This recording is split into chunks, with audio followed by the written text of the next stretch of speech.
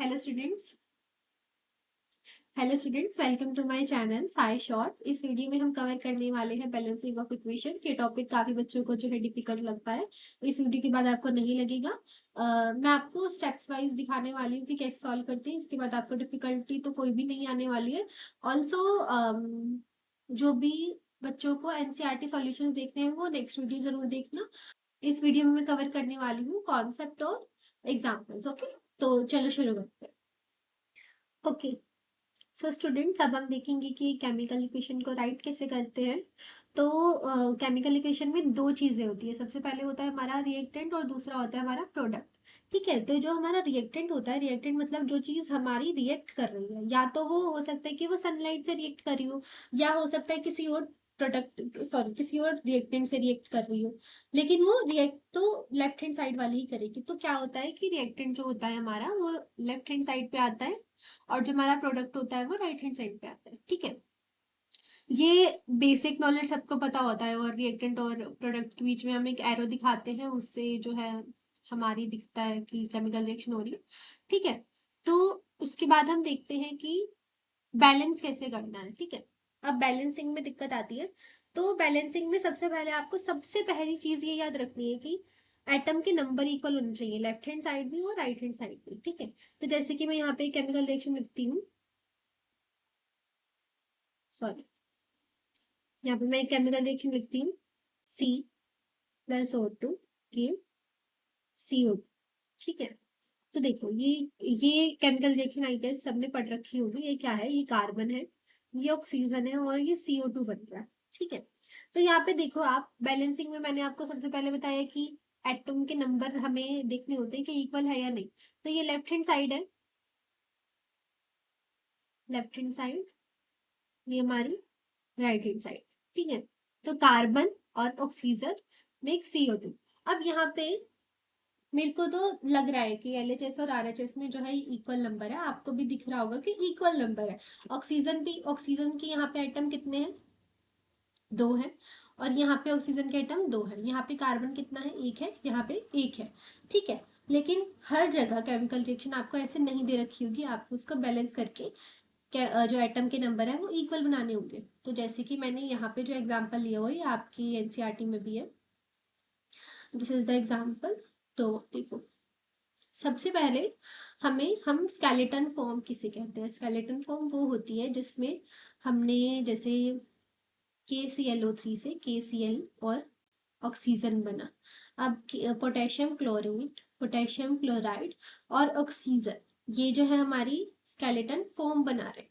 ठीक है, अब आप कुछ भी बोलोगे कि ये रिएक्शन हो रही है या फिर कोई भी काम हो रहा है, तो आप ये नहीं बताओगे ना कि वहां पे कितने नंबर ऑफ एटम थे, कितने नंबर ऑफ मॉलिक्यूल्स थे। तो स्केलेटन फॉर्म होती है कि हाँ ये था, बस ऊपर का overview is the skeleton form.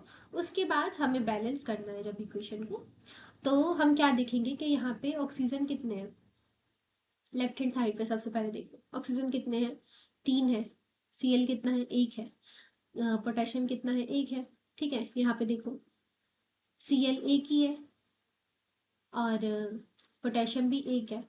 Oxygen कितने हैं, तीन है। तो यहाँ पे जो ऑक्सीजन निकला, अब जो स्केलेटन फॉर्म होगी ना, ये आपको पेपर में दी होगी, आपको क्या करना होगा, राइट हैंड साइड में से उसको बैलेंस करना होगा। तो यहाँ पे आपने ऑक्सीजन में तीन से मल्टीप्लाई कर दिया। ठीक है, इतना सबको क्लियर होगा। अब कभी भी जो हमारी गैसेज है ना, जैसे ऑक्सीजन इज अ गैस है, ठीक है, कभी भी गैस को आप एटॉमिक में नहीं लिख सकते। जैसे कि आप कभी भी ये नहीं लिख सकते हो कि Cl लिख दिया आपने, या आपने सिर्फ O लिख दिया। एटॉमिक फॉर्म में नहीं लिख सकते हो, आपको उसको मॉलिक्यूलर फॉर्म में लिखना होता है। अब मॉलिक्यूलर फॉर्म में करने के लिए हमें क्या करना होगा, यहाँ पे हमें दो लगाना पड़ेगा। ठीक है, यहाँ पे हमें टू लिखना पड़ेगा।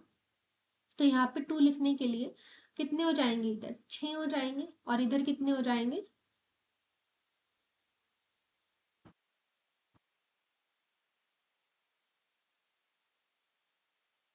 सॉरी सॉरी, हाँ, तो यहाँ पे कितने हो जाएंगे, यहाँ पे हो जाएंगे दो से, हम इसको मल्टीप्लाई कर देंगे इस इक्वेशन को, और इधर भी हम दो से, सॉरी इधर भी हम दो से मल्टीप्लाई कर देंगे। पूरी इक्वेशन को जब हम दो से मल्टीप्लाई करेंगे तो यहाँ पे 3O2 आ जाएगा, क्योंकि सबसे पहले हमने फर्स्ट स्टेप क्या किया था, एटम को बैलेंस किया था कि एटम के नंबर बैलेंस होने चाहिए। देन जो गैसेस है ना, गैसेस जैसे कि गैसेस है, ऑक्सीजन है, Cl है, अभी के लिए इतना ही आप याद रखो। मैं आगे जो एग्जांपल बताने वाली हूँ उससे आपको अच्छे से याद हो जाएगा। तो यहाँ पे बैलेंस हो गई, ये दोनों तरफ LHS और RHS हमने 2 से मल्टीप्लाई कर दिया, तो ये बैलेंस हो गई है। ठीक है। ओके स्टूडेंट्स, तो हमारे पास अब आगे एक एग्जांपल आता है जिसमें हमसे पूछा हुआ है write a balanced equation on the reaction between hydrogen sulphide and sulphur dioxide to produce sulphur and water. तो अब मैंने आपको सबसे पहले क्या बोला था कि हमें क्या करना होता है, हमें स्केलेटन फॉर्म लिखनी होती है। तो हम स्केलेटन फॉर्म इसकी लिखें। हाइड्रोजन सल्फाइड है, H2S है, और सल्फर डाइऑक्साइड इसके साथ रिएक्ट हो रहा है। ठीक है, और ये दे क्या रहा है, सल्फर दे रहा है और H2O दे रहा है। ठीक है। ठीक है, तो आपको ये मॉलिक्यूल्स नेम आपको लर्न है या नहीं है, ये मुझे आप बताना, मैं आपको वो भी लर्न कराने की पूरी कोशिश करूंगी। ठीक है, और अब देखो, ये हमारी हो गई स्केलेटन फॉर्म। फर्स्ट स्टेप तो आपका कंप्लीट हो चुका है। ठीक है, दूसरा स्टेप हमारा होता है, दूसरा स्टेप मैं आपको अब ये बताती हूँ कि जो हमने ऊपर पढ़ा, trick to focus on the common atom. अब आपको कॉमन एटम पे कैसे फोकस करना है, तो देखो, कॉमन एटम का मतलब है LHS और RHS में जो भी आपको कॉमन नजर आ रहा है। अब यहाँ पे मुझे तो सल्फर डाइऑक्साइड और H2O में ऑक्सीजन कॉमन नजर आ रहा है। ठीक है, और H2S और H2O में मुझे ऑक्सीजन कॉमन नजर आ रहा है। ठीक है, तो देखो कैसे करेंगे इसे, H2S और SO2 give S plus H2O, ये है। ठीक है, तो अब मुझे SO2 और H2O में ऑक्सीजन नजर आ रहा है कॉमन। ठीक है, तो यहाँ पे ऑक्सीजन कितने हैं, 2 है। यहाँ पे ऑक्सीजन कितना है, 1 है। तो यहाँ पे मैंने कर दिया इसको 2 से मल्टीप्लाई। ठीक है, नेक्स्ट मुझे क्या कॉमन नजर आया, मुझे कॉमन नजर आया H2S, और H2O में H कॉमन नजर आया था ना। ठीक है, तो यहाँ पे देखो, यहाँ पे H कितने हो गए, अब 4 हो गए। यहाँ पे H कितने हो गए, 2 है, तो यहाँ पे 2 से मल्टीप्लाई करती हूँ। ठीक है, अब हम करेंगे, नेक्स्ट हम करेंगे सल्फर का बैलेंस। ये मैं आपको स्टेप बाय स्टेप इसलिए बता रही हूँ ताकि आपको कोई दिक्कत ना आए। ठीक है, जब आप करने बैठोगे तो आपको इन वन लाइन ये सॉल्व करना है। ठीक है, सॉरी सॉरी, जब आप सॉल्व करने बैठोगे तो आपको इसको वन लाइन में सॉल्व करना है। तो अब क्या करना है हमें, ऑक्सीजन हो गया बैलेंस, H2 हो गया बैलेंस, हाइड्रोजन हो गया सॉरी बैलेंस। तो अब हम करेंगे सल्फर को बैलेंस। 2H2S सल्फर प्लस, तो सल्फर और 2H2। ठीक है, तो सल्फर यहाँ कितने हैं, 3। तो यहाँ पे हम कितने कर देंगे, 3। ठीक है, ये हमारी होगी फाइनल बैलेंस्ड इक्वेशन।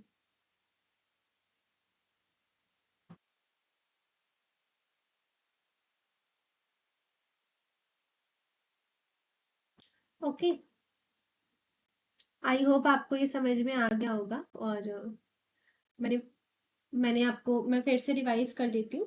तो देखो, सबसे पहले हमें क्या करना है, सबसे पहले हमें स्केलेटन फॉर्म लिख देनी है। स्केलेटन फॉर्म जो भी आपको आपको इतना तो याद रखना है कि हाइड्रोजन सल्फाइड को क्या बोलते हैं, सल्फर डाइऑक्साइड को क्या बोलते हैं। ठीक है, तो आगे हम करेंगे, हमने स्केलेटन फॉर्म बना दी। अब स्केलेटन फॉर्म बनाने के बाद हम ऑक्सीजन, फिर हम देखेंगे कि लेफ्ट हैंड साइड में और राइट हैंड साइड में क्या कॉमन आ रहा है। तो मैंने ये देखा कि ऑक्सीजन भी कॉमन आ रहा है, नेक्स्ट हमारा आ रहा है हाइड्रोजन कॉमन, और देन हमने किया सल्फर को बैलेंस। तो ये हमारी जो है हमारी फाइनल इक्वेशन आ गई। ठीक है, ओके, अब हम बढ़ते हैं नेक्स्ट क्वेश्चन पे।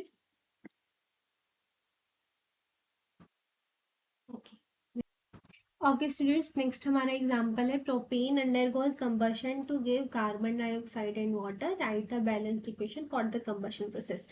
तो कंबशन मतलब ऑक्सीजन के साथ रिएक्शन होता है, कंबशन मतलब ऑक्सीजन के साथ रिएक्शन, ये आप लर्न कर लो। ठीक है, कंबशन आप ये भी कह सकते हो, जैसे जो हम पूजा में कैंडल जलाते हैं या दिया जलाते हैं, तो वो कॉटन में क्या हो रहा है, वो कंबशन हो रहा है। कंबशन मतलब ऑक्सीजन की प्रेजेंस में ही होता है। ठीक है, जैसे कि अगर आप देखोगे कहीं आग लग जाती है तो वहां पे कंबल डाला जाता है, ब्लैंकेट डाला जाता है, ये सब क्यों किया जाता है, ताकि ऑक्सीजन ना मिले तो वहां पे वो जलना रुक जाए। ठीक है, तो कंबशन जो है वो एक तरफ से जलना ही होता है। ठीक है, और ये कहाँ कब होता है, ऑक्सीजन की प्रेजेंस में होता है। तो यहाँ पे हम देखो प्रोपेन क्या होता है? प्रोपेन होता है 3 कार्बन की चेन। ये आपको भी नहीं पता होगा, ये आगे आने वाला है कार्बन वाले चैप्टर में, ठीक है। तो प्रोपेन में आपको बताती हूँ, CH2 आएगा इधर, यहाँ पे CH3। सॉरी, मेरी राइटिंग के लिए धीरे धीरे मेरी सुधर जाएगी, ठीक है। अब क्या हुआ, ऑक्सीजन की प्रेजेंस में CO2 बना रहा है और वाटर बना रहा है। हमें क्या पता कितनी CO2 बना रहा है, हमें क्या पता कितने H2O बना रहा है, ठीक है। तो सबसे पहले फर्स्ट स्टेप मैंने आपको क्या सिखाया था? Right the skeleton form. CH2 CH3 plus oxygen gives CO2 then gives H2O, okay। अब देखो, 5 8 8 हाइड्रोजन इधर है, यहाँ पे कितने हैं? 2 ही हाइड्रोजन है, तो क्या करें? 4 से मल्टीप्लाई कर दे, ठीक है। नेक्स्ट स्टेप पे चलो अब।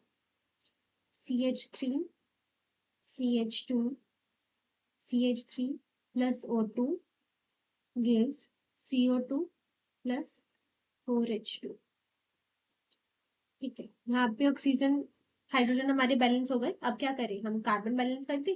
कार्बन बैलेंस करेंगे तो 1 2 3, 3 कार्बन इधर है, यहाँ पे कितने हैं? ओनली 1 था, तो हमने इसको 3 से मल्टीप्लाई कर दिया। नेक्स्ट हमारा क्या है? कितने हाइड्रोजन बैलेंस हो गए हमारे, कार्बन बैलेंस हो गया। अब रह गया हमारा ऑक्सीजन बैलेंस होना।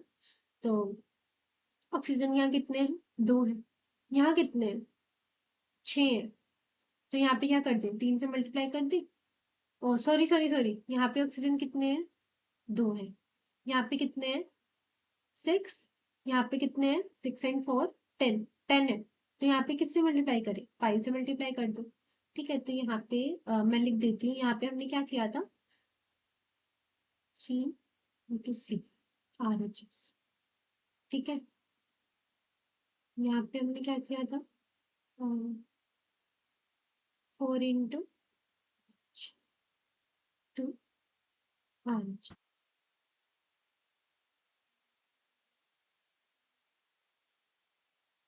टू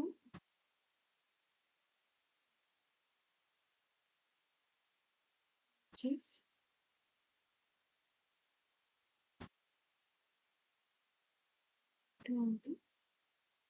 LHS, ठीक है। तो CH3 CH2 CH3 plus 5O2 give 3CO2 plus 4H2, final equation हमारी। ठीक है बच्चों, ये हो गया हमारा कॉन्सेप्ट कि हम कैसे करते हैं। तो मैंने आपको 2 एग्जांपल्स लेके बता दिया है, और अगर आपको कोई कंफ्यूजन है कि कैसे करना है, कैसे हुआ ये स्टेप, कैसे हुआ, तो मुझे कमेंट में ज़रूर लिख देना। और NCERT सॉल्यूशंस के लिए नेक्स्ट वाली वीडियो मेरी ज़रूर देखना, ओके। Thank you. वीडियोस बनाने हैं, फिल्मोरा है ना।